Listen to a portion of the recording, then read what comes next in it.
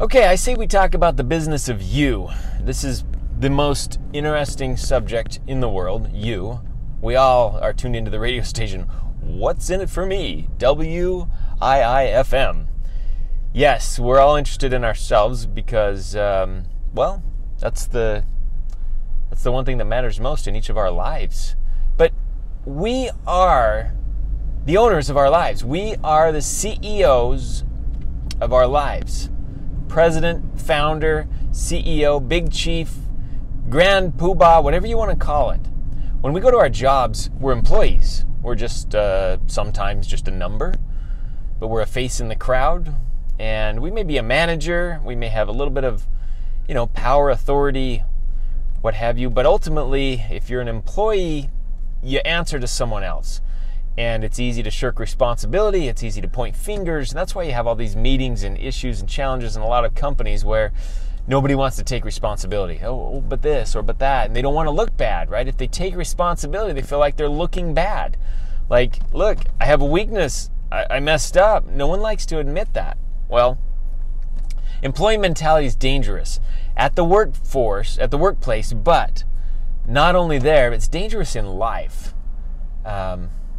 You've got your own life ahead of you. Whether you work a job or whether you have a business, whether you have hired employees or whatever it is that you're doing, you and you alone are solely responsible for your life. If you don't like where you're at in your life right now, if you don't like it, you're the only one that can change it. You're the only one that will or will not change it. You can keep going and doing what you don't like.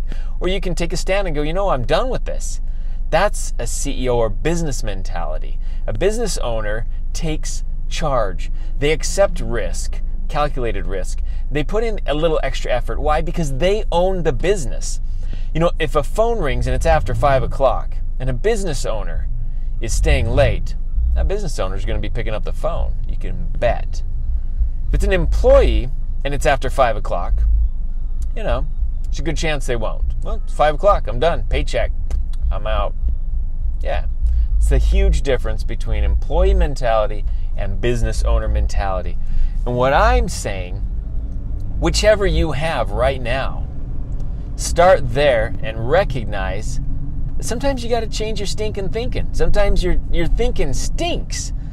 And if you're looking at your life and you're finding yourself pointing fingers and passing the buck and not accepting responsibility, and if you're not happy with circumstances and things aren't going your way or this or that's happening, and it always seems to be something else's fault, well, let me ask you, what is the one common denominator in all those situations?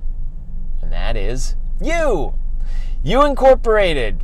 You, the president, the CEO, the founder, the grand poobah, the big cheese. You and you alone. That's the one thing in common with all these problems and challenges that you might be having or facing. It's you. It's all about you, and you have to own it. You have to take ownership.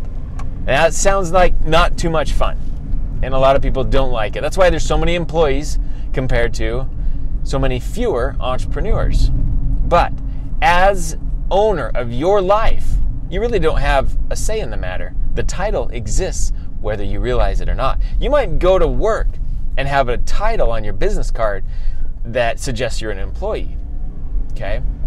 But when you go home or when you leave work and get in your car, that title changes. You Incorporated. You are the owner of your life. And you can't change that.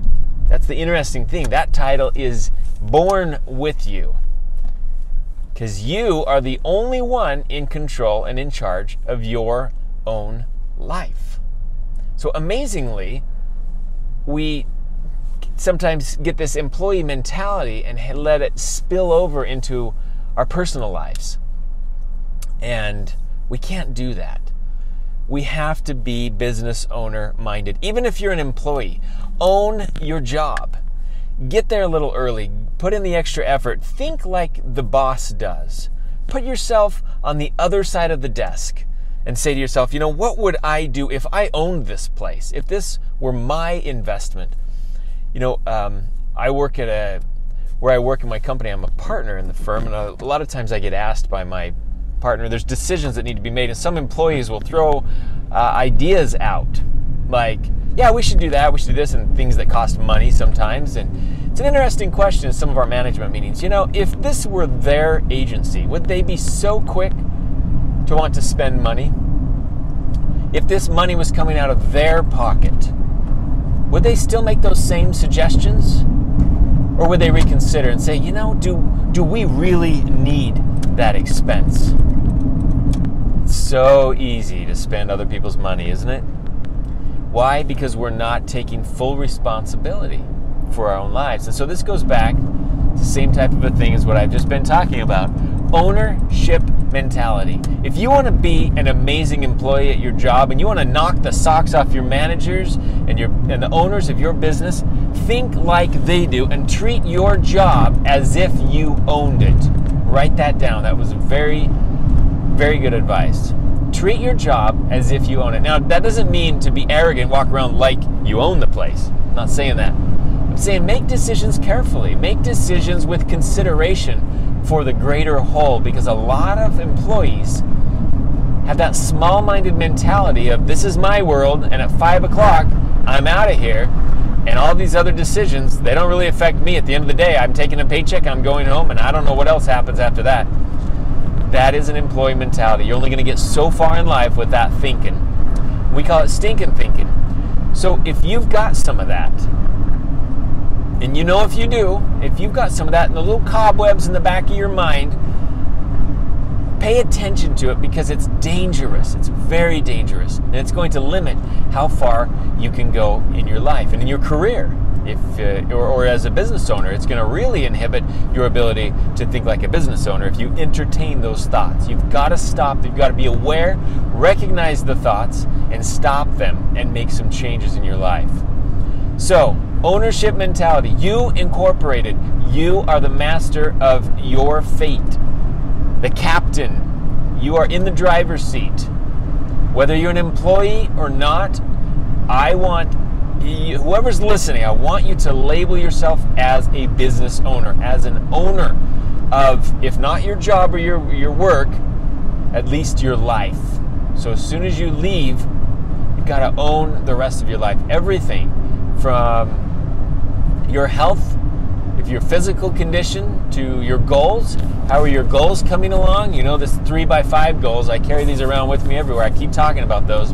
However you do your goals, if you're failing, if you're not where you want to be, if your progress is too slow, own it. That's the first step. Own it. Accept the responsibility and say, I am here because of who I am, because of the decisions that I have made, and not anybody else. Maybe if you're 3 or 4, you can blame some of that on mom and dad. I don't think there's any 3 or 4-year-olds listening to this video right now.